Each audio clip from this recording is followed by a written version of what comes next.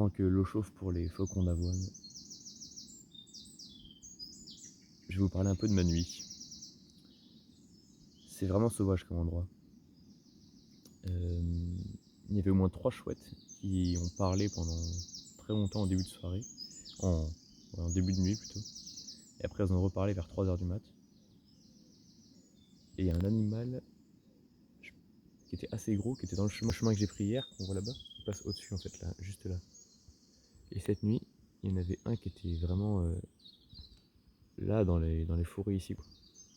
Et je l'entendais qu'il mangeait, parce que je l'entendais mâcher. Alors, je pense que c'était soit un chat, soit un renard, je sais pas, qui a dû bouffer un truc. Et aussi, le long de la tente là, au pied du mur, il y a des mulots, je sais pas quoi, parce que toute la nuit j'entendais les feuilles. Voilà, c'était pas une nuit hyper complète, mais quand on choisit de se mettre dans la nature, c'est comme ça. Faut que le cerveau arrive à se déconnecter des bruits en fait, pour bien se reposer. Allez, et j'ai encore un peu mal au genou. Cette nuit, je suis senti que je me suis réveillé parce que j'avais mal au genou. Et mon eau est chaude, donc je vais manger. La place est nette. On repart sous la pluie, malheureusement.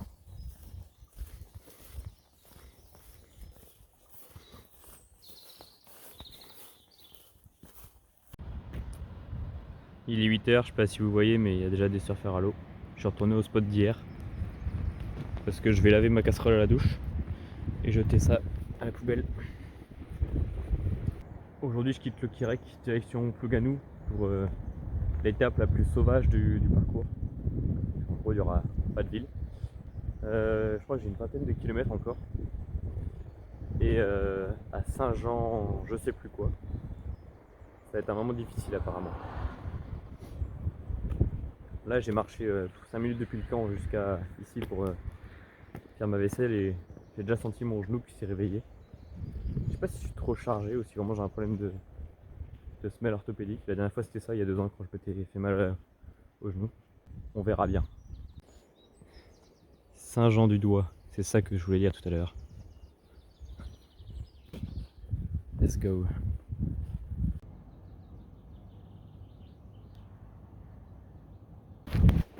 Bon, j'ai essayé de mettre la vidéo d'hier en ligne mais il n'y a pas de réseau.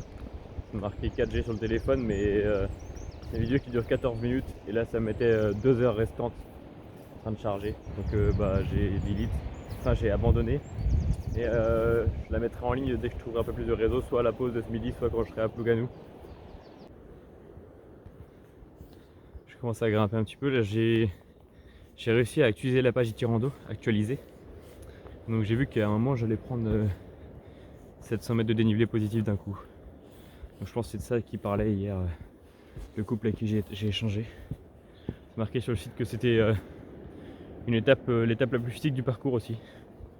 Donc bon, pour commencer. Oh, du soleil!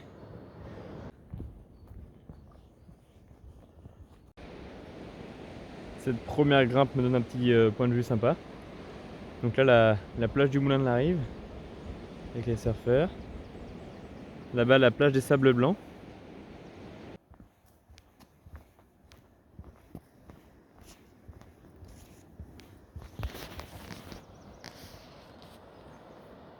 Je veux ce rayon de soleil.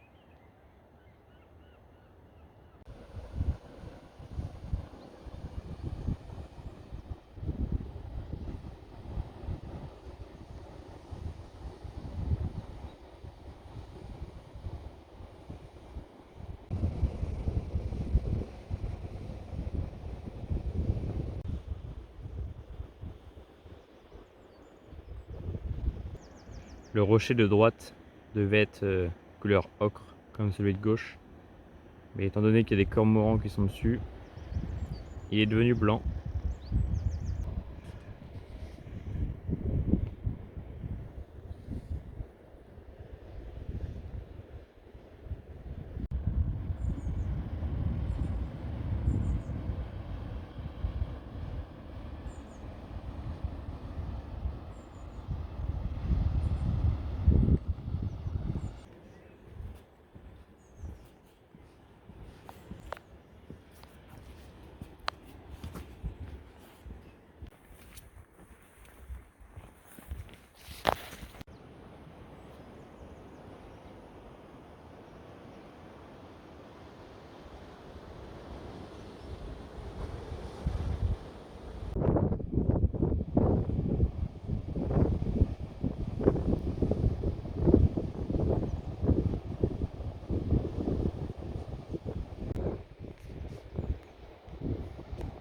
J'arrive de juste ici.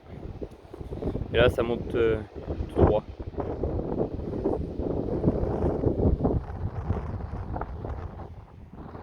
Ça continue. On voit bien le sentier là, sur le trait de côte.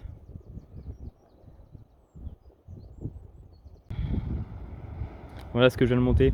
Tout à l'heure, j'étais en bas quand je marchais là-bas, ici, puis d'un coup, le chemin monte là tout droit. On passe là-haut, et là, on redescend dans la côte.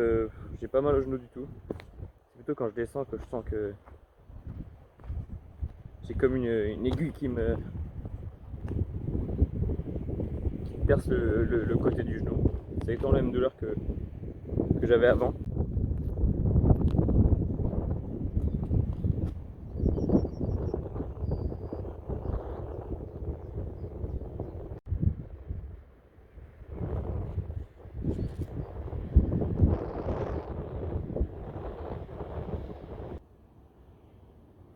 Je sais pas si on voit la vidéo, mais je suis plein de pollen. À force de passer dans les plantes comme ça, avec ce que j'ai sur moi, ça colle. J'en ai partout. Et là, il y a du soleil. Il fait du bien au moral.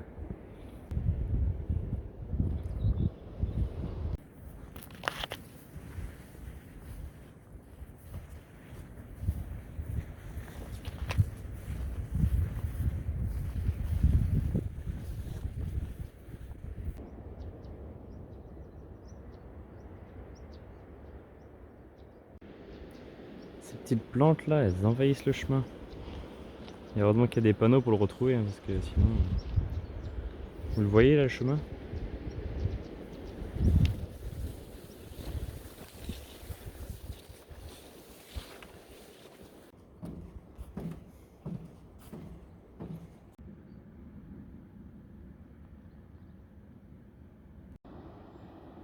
J'arrive d'en bas là-bas. J'ai remonté ça et puis... Là on redescend. C'est incroyable là, dans les Tirando, dès que c'est vraiment la partie la plus sauvage, et effectivement là j'ai croisé personne, mais vraiment personne, depuis je pense 1 heure. Et il n'y a aucun chemin, comment on peut dire, des bretelles en fait, il n'y a aucun chemin qui relie la civilisation au GR34. Là c'est que le GR tout le long, tout le long. Et il n'y a pas de chemin non plus qui descend vers l'eau. Donc là je pense que je suis dans le secteur des 700 là, dont on m'a parlé. Les 700 dénivelés positifs. Après le positif ça me dérange pas, c'est le négatif qui me fait mal au genou. C'est quand je descends.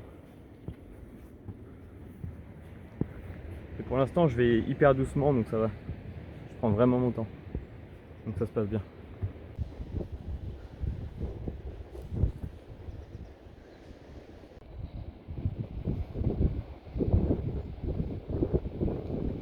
Là-bas sur les falaises il y a des oiseaux blancs mais je pense que c'est des goélands. Moi j'ai vu tout à l'heure sur le panneau qu'il y avait des fulmars ici. C'est des oiseaux blancs aussi mais j'en ai jamais vu en vrai donc je sais pas quelle taille ça fait par rapport à un goéland et j'ai déjà vu la tête que ça a. Et je crois que c'est en Islande ou au Danemark, je sais plus trop, que les pêcheurs attrapent les jeunes après leur premier vol en fait. Quand ils sautent de la falaise du nid, les jeunes ils vont se poser en mer pour se reposer et sauf qu'ils savent pas encore décoller de l'eau. Et donc les pêcheurs les attrapent avec leur bateau à l'épuisette directement. Et après, bah, ils leur tordent le cou, mais littéralement, pour les tuer. Et ils les mangent. Voilà, c'était l'instant culture du moment sur le fulmar. Et j'aimerais bien en voir, moi. Simplement pour l'observer.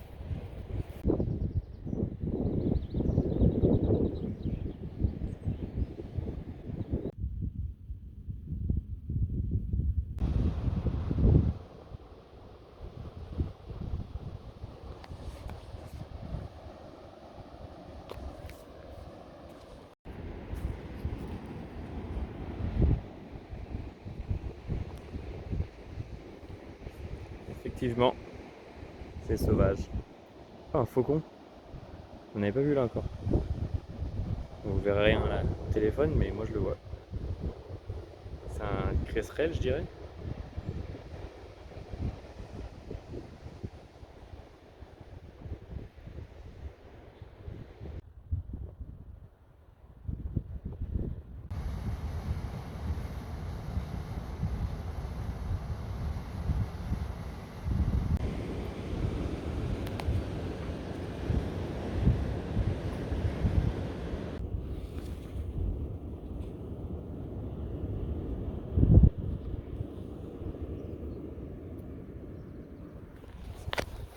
Et voilà, aujourd'hui j'ai sauvé une vie.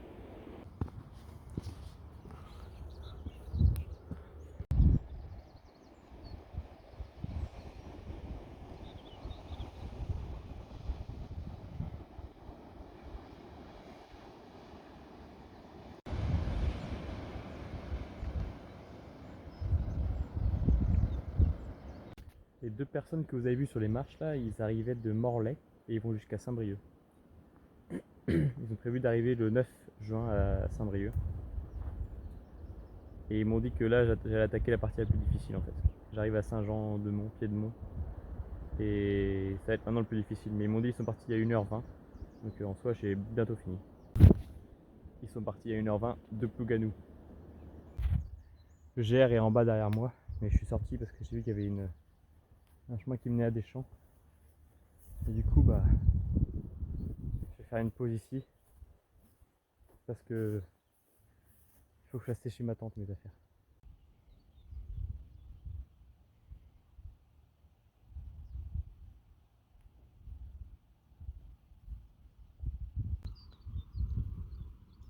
On dirait pas comme ça, mais mes chaussettes propres de ce matin sont plus humides que mes chaussettes qui ont pris la lessive hier soir. En fait, avec les plantes dans le chemin, là, elles s'imbibent d'eau. Et du coup, je patauge depuis ce matin dans mes chaussures. Donc là, il faut que je fasse tout sécher. Parce que les pieds, ils vont pas aimer, je pense, une idée comme ça. Les chaussettes de ce matin.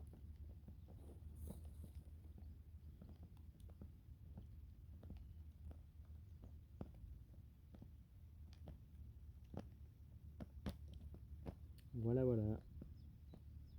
Une boîte de pâté neuf, 100 g de semoule, un peu d'eau, repas de chef.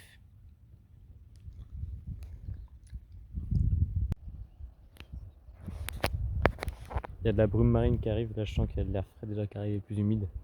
Donc j'ai tout rangé. Et maintenant il faut renfiler les chaussures, les chaussettes et les semelles trempées. Retour en forêt amazonienne. Ah, avec tous les orties qui font plaisir quand on est en short.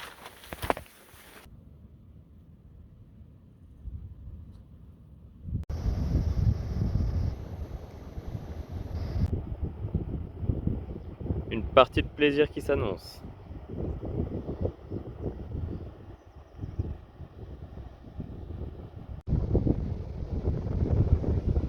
Et bah c'était raide. J'ai pas fini mais ça casse les jambes, ça fait monter le cardio. Mais c'est sympa. Là on se rend un peu plus compte du dénivelé que je viens de monter. Je pense que c'est la dernière crique avant la ville parce qu'au fond là-bas, je vois une petite maison blanche.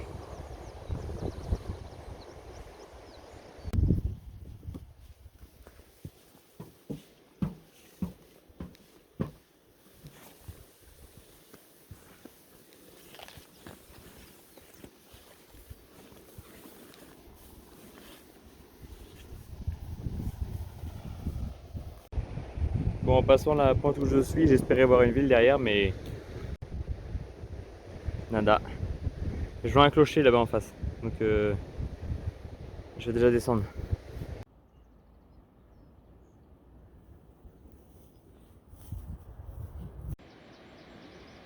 Je sais pas si vous l'avez au téléphone, mais il y a une brume de mer en fait qui vient de la mer et qui remonte contre les galets là et qui passe par-dessus la route. C'est assez beau à voir.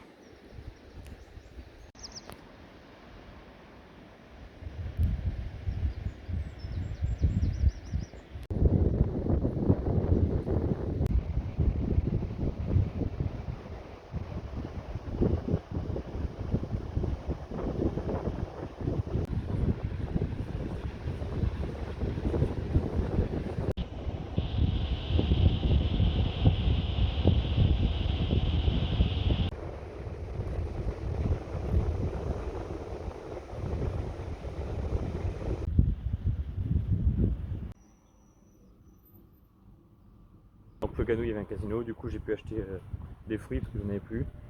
2 boîtes de pâté neuf pour mes 2 midis de demain, samedi et dimanche.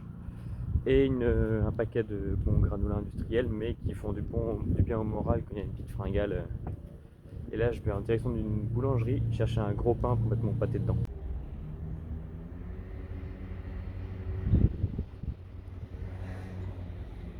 Le cœur de Plouganou.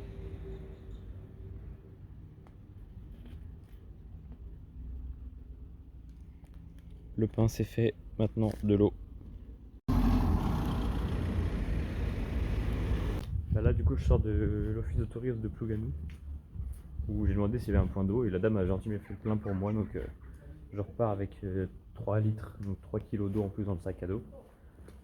Plus du pain, plus des gâteaux, plus du pâté. Je suis lourd. Là du coup je quitte le bourg de Plouganou et je me dirige en direction de son littoral. En fait Plouganou c'est assez étalé, la commune, et c'est assez urbanisé sur le littoral. Donc là normalement pendant un petit moment je vais voir que des habitations, et la dame de l'office de tourisme m'a dit que ça allait être compliqué de pouvoir poser ma tente. Je vais retrouver un coin. Au pire je demanderai à des gens de me mettre dans leur jardin.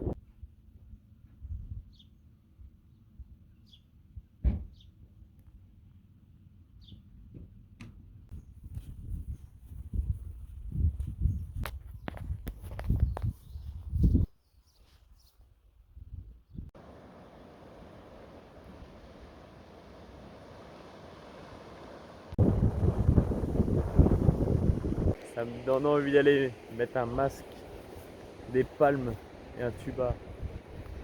Ah là là. C'est beau. C'est pas dégueu comme escalier, hein. Les marches sont hautes.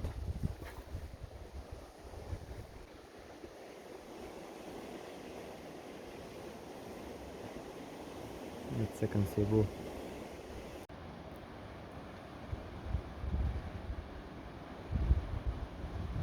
Avant d'arriver à Plouganou, je m'étais dit bon, Plouganou, je fais des courses et je me pose directement. Je trouve un endroit le plus rapidement possible pour me reposer mon genou surtout, et faire sécher mes affaires qui sont pas encore sèches de ce midi. Mais là en fait le chemin il varie tellement, enfin, c'est ombragé, ça change tellement parce que depuis Lokemo c'est des falaises où je marche à fond de falaise, il n'y a pas grand chose. Et là de voir de la végétation et il fait bon et c'est joli, ça donne envie de continuer et du coup je m'arrête plus.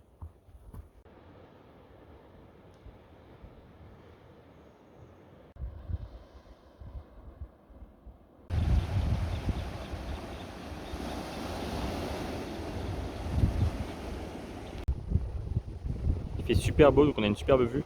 Euh, Là c'est là où je suis arrivé tout à l'heure. J'imagine que ça c'est Pestin-les-Grèves avec des grandes plages chaque côté.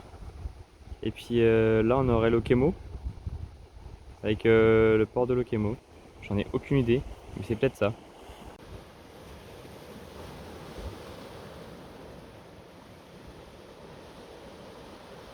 Incroyable la couleur de l'eau.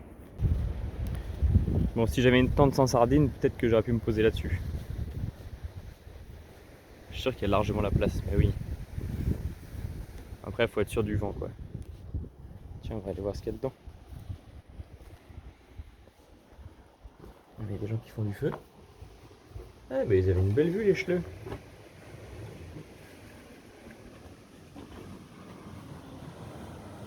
C'est sympa.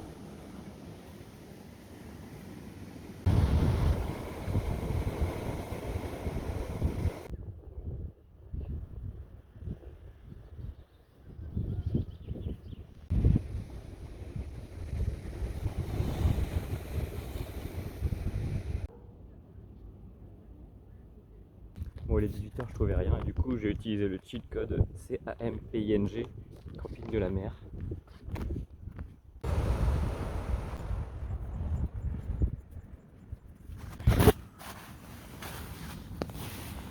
Tu veux bien dormir là? Bon, là j'ai parlé avec deux gars qui sont à côté de mon camping. Ils arrivent de. Comme moi en fait, ils sont partis de Lannion. Là, hier, ils ont emmené à Lokirec. Et ils ont grave galéré aujourd'hui, ils m'ont dit. Donc je suis content parce que moi, au final, j'avais mal au genou.